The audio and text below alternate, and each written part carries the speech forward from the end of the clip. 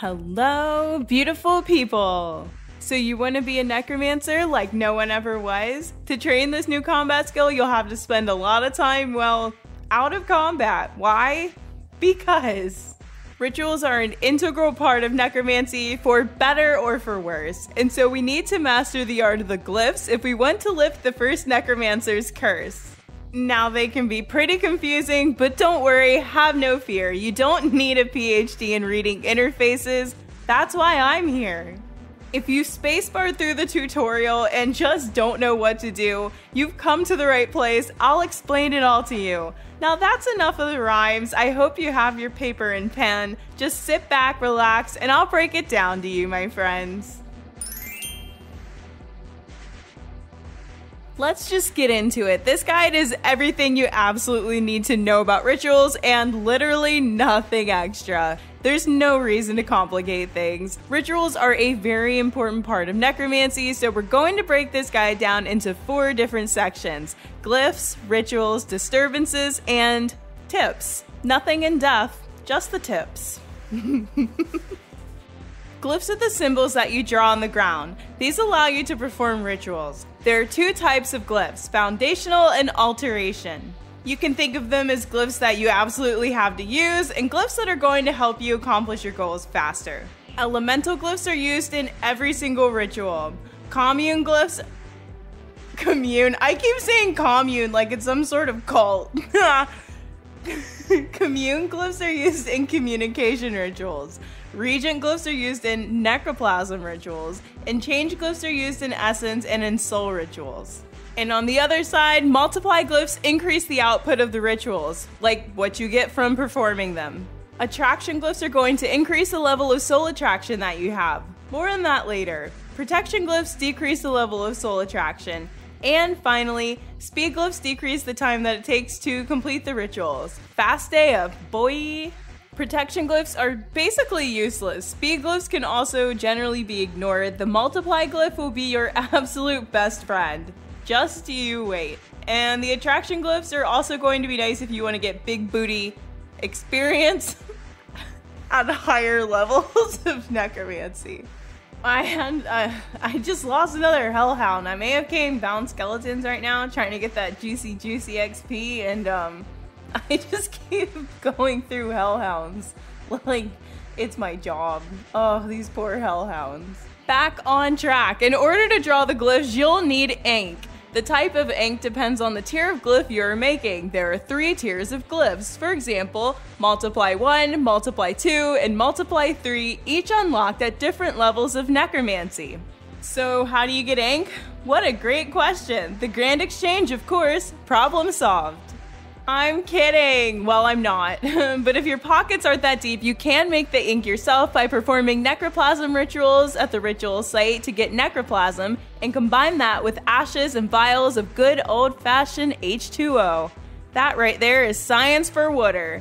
Big brain over here. Well, this sure seems like an appropriate time to transition to the rituals section. There are 4 types of rituals. Too easy. Necroplasm rituals make necroplasm, who would have figured, which can be used to make ink or candles.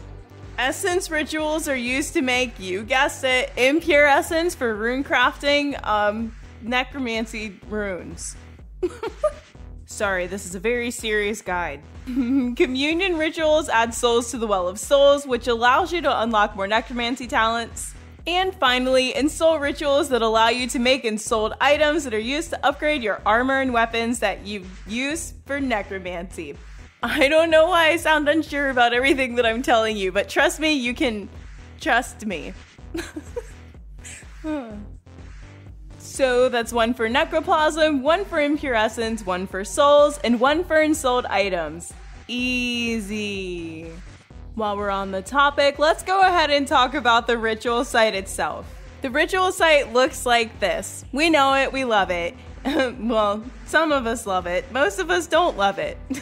You see how there's 2 different tile shapes on the ground? Squares are for glyphs and pentagons are for candles. Spooky. You're going to need both for rituals. To the back, there's a storage chest where you can keep most of your ritual materials, the focus storage, to save some bake space. I really don't sound sure about anything that I'm saying. There is also a ritual chest where you can collect the rewards from performing rituals and stopping disturbances. What are disturbances? Wow, another great question. Disturbances are random events that happen during rituals. Let me say now that nothing bad happens if you don't clear the disturbance. So why would you interact with it? Because they give you juicy XP and also items like necroplasm and mementos. The first event we'll talk about is the Ghost Boy. Just click him, shoo him away, easy enough. Next there's the shiny glyph. One of the glyphs starts to shine. Click it, it goes away. Easy game. If you see a skeleton monkey, he wants to take a chomp out of a glyph on the floor. To stop him, you need to click him and then click the glyph on the ground that he's heading towards. How do you know which glyph to click? It's sparkling. It can be a little hard to see, but I'm sure they'll update this after I put this video out. If you can't see it right now, just keep clicking the undead monkey and clicking tiles like it's your job until you get it. Sometimes some mean-looking floating symbols will appear on the ritual site. They have horns. One will have 1 horn, one has 2 horns, and the other one is extra horny and has 3. Click them in order 1, 2, 3 to make them disappear. We don't math around here, but counting to 3 is okay, I guess. If you see a storm appear over a glyph, it's blue and flamey, kind of looks like fire, just spam click it and eventually it's going to disappear and you'll get juicy XP. And finally, there's the miasma goo. It honestly looks like snot on the ritual site. You just click it once and then you get delicious XP and you have a chance to get a tome that gives you even more XP. Honestly, sick. And yes, that pun was intended. Now that you definitely fully understand rituals, 100% for sure get it, yep, totally, let's go over some tips that I have that might be useful for baby necromancer legends. No in-depth explanations, just the tips. The pedestal in the middle of the ritual site is how you choose your rituals. You can right-click repair all on the pedestal to repair everything on the ground at once, assuming you have all of the materials. You can boost up to a higher level glyph with overloads or extreme necromancy potions, so that means at level 60 you can boost up to 66 level glyphs, and at 90 necromancy you can boost up to get those delicious tier 3 multiply glyphs. Yum. If you want to check how many souls you have, you can right-click inspect on the Well of Souls from the ritual platform without stopping your ritual. Very nice. I like to use fixed view to see disturbances easier.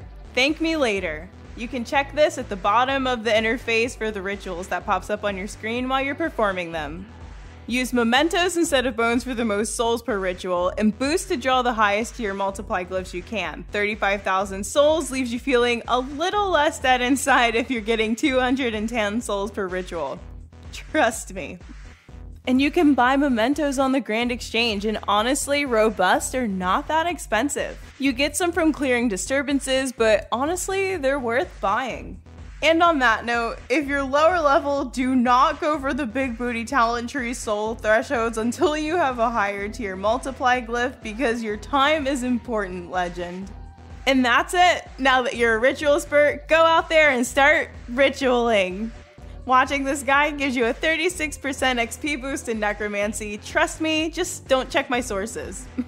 Thank you so much for watching. I hope you enjoyed. Like, subscribe, share, and most importantly, be kind to one another. See you next time, friends.